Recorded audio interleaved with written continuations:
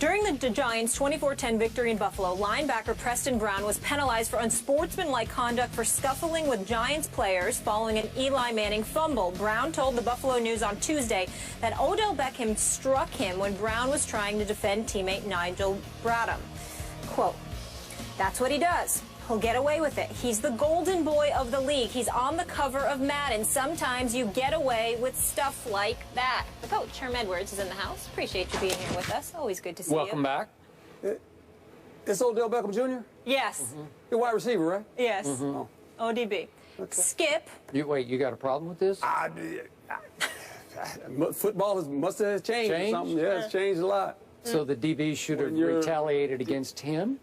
Oh, yeah. Legally, too. Yeah, okay. You can do it legally. Well, you can. Yeah. And I think some have been trying this year. All right. What do you make of this whole situation? Thank you. Little perspective here. Yeah. This is just 2 cents worth of my thoughts on this from a distance. I think this young man has entered a little bit of a danger zone early in his NFL career. He's had maybe borderline too much too soon given to him. Obviously, as was just pointed out, cover Madden, number of national TV commercials already. Much of it off one catch that we all agreed, greatest catch I ever saw. Yeah. I mean, you could make cases for a few others, but boy, it was up there. And it came in a home game on Monday Night Football, the biggest stage in the sport, in which his team lost to my Dallas Cowboys, just for the perspective of this. But all anybody wanted to talk about the next day was that catch. And it rocket launched him in the city of New York. And you know, you've coached there. Yep. Boy, there's no better. It's the media capital of the world. There's no greater place to pull off that kind of play at that kind of moment than that city. And he capitalized in the offseason as he should have. But there's a lot of jealousy and resentment out there that he has generated. And one thing did catch my ear last year, and I hope Ryan Clark doesn't mind me bringing this up, but Ryan Clark played against him, obviously, I think only one time last year, if memory serves, because I think he was hurt the other game. Ryan obviously playing for the Redskins. Yeah. Remember, Ryan went to LSU, and this is his LSU brother, Odell Beckham Jr. He loves Odell Beckham Jr., but he was a little surprised because he said Odell on the field just talks trash like crazy, like he's really just spewing trash the whole game. It appears to me it's the way he fuels himself, is to talk. But you're going to pay some price because they're not only going to talk back, but they're going to go back at you a little harder and a little harder. And there have been several incidents already this year in which he said the DBs are coming at him, maybe a little late, maybe a little too much, maybe a little over the edge. Well, it's who you are and the stage that you now find yourself on. So I'm just throwing my 2 cents out there. I'm not surprised by this, and I don't think we've heard the end of this because he's a young man with huge acclaim, huge future, and a whole lot of people who are saying, hold the phone here just a second. Let's check him out a little bit. Go ahead. Well, I agree with you. Humility is something that we have to understand we need to have, regardless of how successful you are, because there's a lot of things that go on that help you have the success. And I think he's going to learn that. He's a young player, New York, obviously, big stage, fabulous football player. Oh, yeah. Little sample size so far. Yeah. But I think as this thing continues to go, defensively, when you hear things like this, the opponent, and obviously early in the season, you had saw some things where defenses were kind of getting after him a little bit, and he was kind of chirping back, say they're holding me, they're grabbing me. So he's found a way maybe to go back at them now. So I think at the end, you realize this, when you're a defensive player, you don't play with the ball. You don't play with the ball. So, you know, there's ways you can go about doing your business and settle this all down. And I think defensively, hey, you'll look at this and go, okay, we're playing them. This is how we're going to go about doing it, and we'll see where this thing goes. Good point. He is a fabulous player, but we'll see. We'll see going into this rest of the season and how this thing unfolds for him. Will he become a guy with humility? I don't mind a guy fueling himself and talking. That's part of it. I played corner my whole life. Guys are always yapping, you know, and you yap back at them. But there's a code of conduct that goes along with playing professional football. Mr. Smith. Well, I hear where both of y'all are coming from. I don't disagree with any points either of you made. They're accurate, but I think they're incomplete. And the reason I say that is because if you're any member of the Buffalo Bills or anybody else in the NFL, you should appreciate what you're seeing.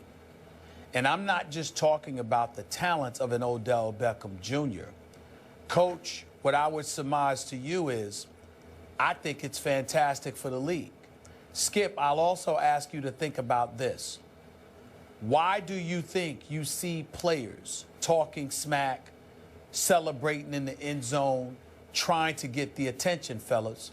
It's because the NFL is very adroit at marketing its three-letter brand, but ignoring almost everyone else. Sure, the Tom Brady's of the world, the Peyton Mannings of the world, the Aaron Rodgers of the world will get the endorsement deals.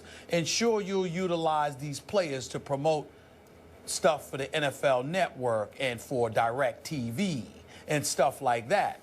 But when you see a particular player, he's young, he's brash, he's black, got a blonde hairdo for crying out loud, which ain't my style. Let me be very, very clear. Nevertheless, the stuff is still flocking in his direction. And what that says to me is that we're embracing everything. Certainly, Coach is right. There is a code of conduct that should always be exercised. There is definitely decorum that should always be employed. And I don't care what you're doing in life, some sense of humility must always accompany every single thing that you do. But I do believe it's also important to recognize that we don't need to diminish the skill set that guys engage in when it comes to marketing themselves.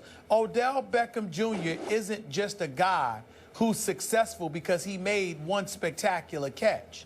He's a guy that all around can flat out ball and never hesitates to remind you that he can ball.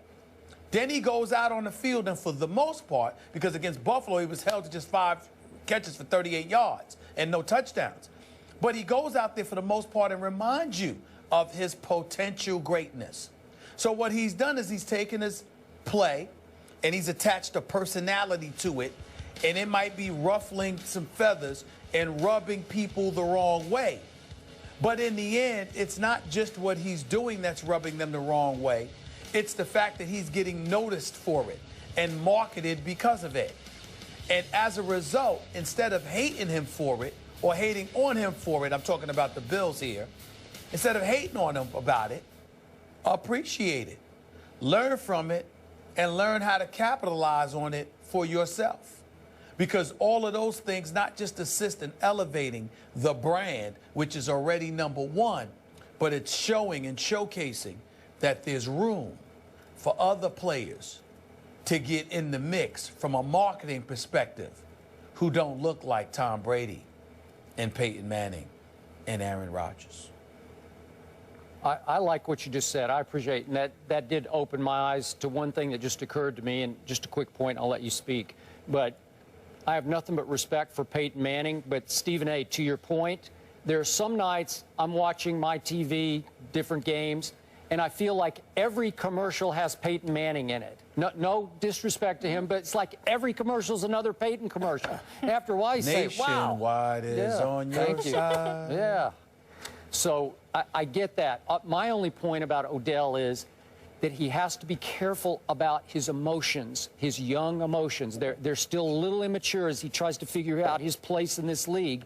And you have to be careful to learn to channel them instead of letting them run away with you. That was my big takeaway. Yeah, look, I don't have a problem with a guy building his brand when you're a great player and when you make plays. Yeah. And you play a game that a lot of receivers cannot play with your skill set. So I don't mind him doing that at all. What's puzzling to me is defensively, I mean, you worried about a wide receiver? I mean, to me, that's puzzling. I mean, I don't get that. I really don't. I mean, well, I didn't take it that he was worried, Coach. He held him to 5 receptions for just 38 yards. He spoke after the game, not before it. I don't think he was worried. I think that the brashness and the attitude turned him off, and he spoke on it. That's what I got from it. Okay, yeah, maybe that's correct, Stephen A., but as a defensive player, I mean, when you start giving an offensive player credit for saying, well, he hit me and he's not getting called for it, we can settle that. We can. You're right. Settled. That's settled between the lines.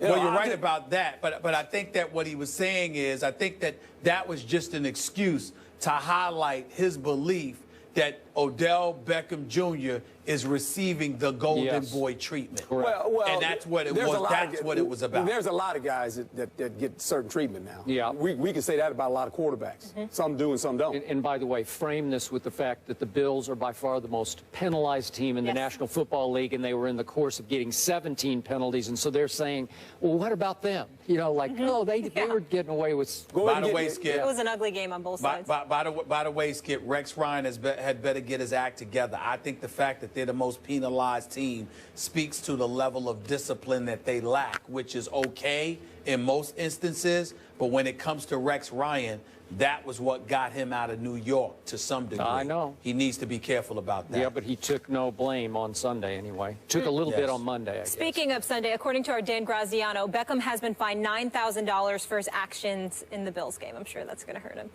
And through his first 16 games, he has the most receiving yards ever in the NFL. He'll get a commercial to pay for that. Yeah, petty cash. All right, in Atlanta, the Falcons are off to a perfect start to the season, but are they getting the credit they deserve? Herm is sticking around to answer that question after the break.